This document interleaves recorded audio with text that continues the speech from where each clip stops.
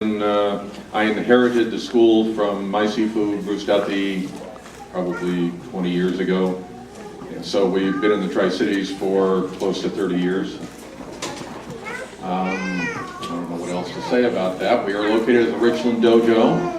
We're out there once a week, so I don't know what that says about how hard we work at it. This is the entirety of the class at this time, so we have plenty of room for anybody else if you find this interesting. And I should probably just get into it. Can I hang on to this, or can you hear me in the back okay? Can you hear me in the back okay? Yes. No? Okay, thank you. So Wing Chun Kung Fu is a Chinese martial art that stresses efficiency and economy of motion. Because of that, it tends to lack the kind of flashy, cool-looking moves that would make for an entertaining demonstration. Sorry about that. It instead is designed along a set of fairly basic but profoundly simple principles. One of which is, when we're dealing with an opponent, we try to face them straight on, so that both hands, possibly even a foot, simultaneously get into the fight. And that's as opposed to this kind of stance. You've seen some variant of this in many martial arts. There's nothing wrong with it, but it works off a set of different principles. But this kind of stance automatically presents a problem, and it presents a line of really good targets to the opponent. And a good shot in the eyes, throat, solar plexus, groin, can end the fight pretty quickly. So we also concentrate hard on trying to control this center line. One of the basic techniques that we use to do that is called chain punching or rubber punching. And how many of you have seen the hip-hop movies with Donnie Yen? A couple of people, and you've seen him deliver about 100 strikes in the space of a second. You won't be seeing that today. We all have day jobs. But the basic concept is this. And it introduces another basic principle of multiple striking as opposed to one punch kill kind of concept that tends to go along with this kind of stance. Also, this technique introduces some concepts that create a whole bunch of other techniques that we don't have time to show you today, so take my word for it, I guess. But to start developing this technique, one of the exercises we use is called Jit Chung Choi. Chung Choi refers to the punch itself. That's the name of it. Vertical fist, elbow in tight, and the technique is a straight blast forward and a rotation down. The downward rotation can drag an opponent's arm down, creating a hole for the next punch or whatever else you're going to be doing. Ben and Amanda are competing for control of the center line, and in this version of the exercise, the basic version, neither one of them is going to get it entirely. Physics prevents both hands from being on the center line at the same time.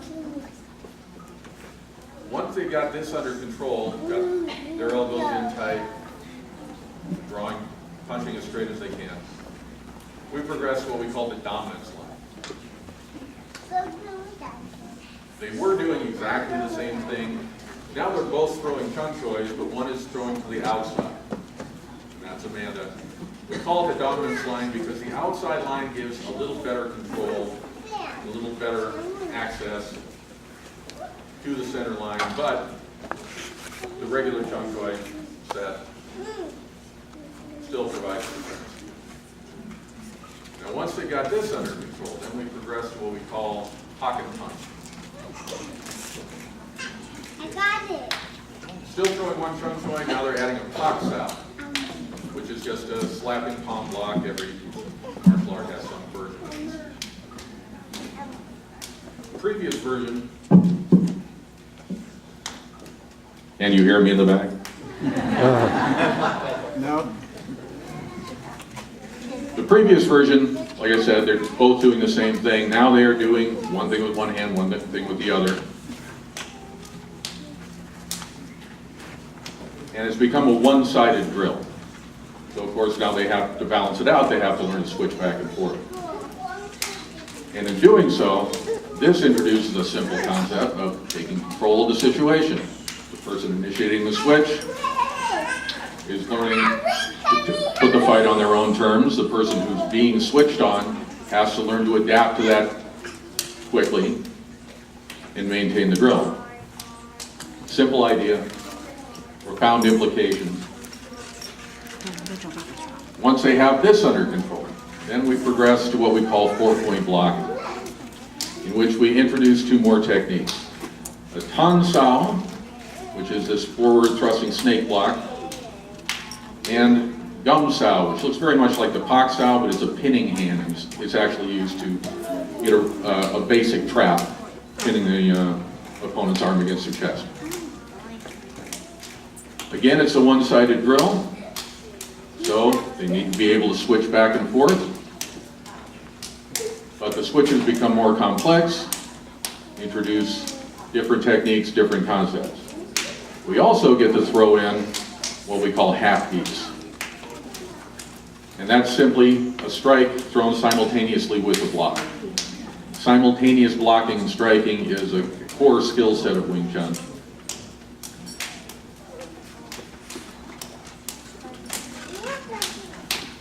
And is part of the reason for that forward stance with both hands equally available. All right, thank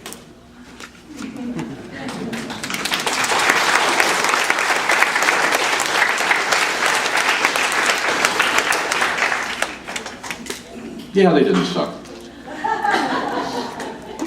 So now I'd like to show you another exercise. It's a core exercise of the system. It's called chi sao, which means sticking hands. Some people say sticky hands. And it's all about developing physical sensitivity, being able to operate off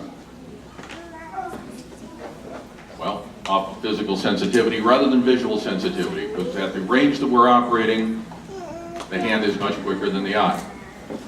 This also has a progression to it, which we could spend most of the afternoon on, but we don't have that time, so we're going to just jump into the deep end.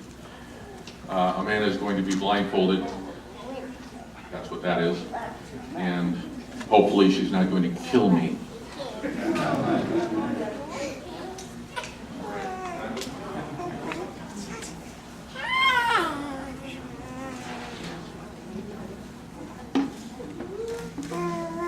We're not going to be doing this full intensity.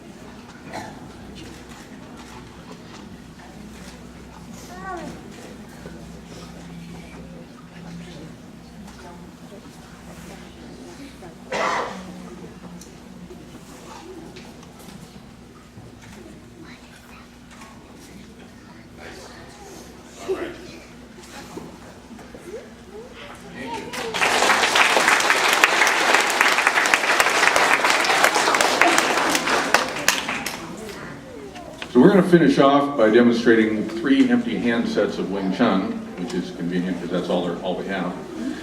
Empty hand sets, meaning forms in karate, you've heard kata. In Chinese arts, it's kyun is a common word. But that's, we like forms. So Ben's going to be demonstrating Silam Dao, which is basic form. It means the little idea, and it has most of the single hand techniques of Wing Chun, and is done entirely in what they call the goat grabbing stance. You can imagine whatever animal you want there. Amanda will be demonstrating Chum Keel, the intermediate system. Chum Keel means seeking the bridge, and introduces some basic footwork, expands on the handsets, introduces the idea of dropping body weight to add force to a technique. And I'll be showing Bilji, which means thrusting fingers. Once upon a time, this was the closed door system. Only the top-ranking disciples got to learn this particular form. Now you can find it on YouTube, so welcome to the 21st century. And that's what I will be closing out. So thank you.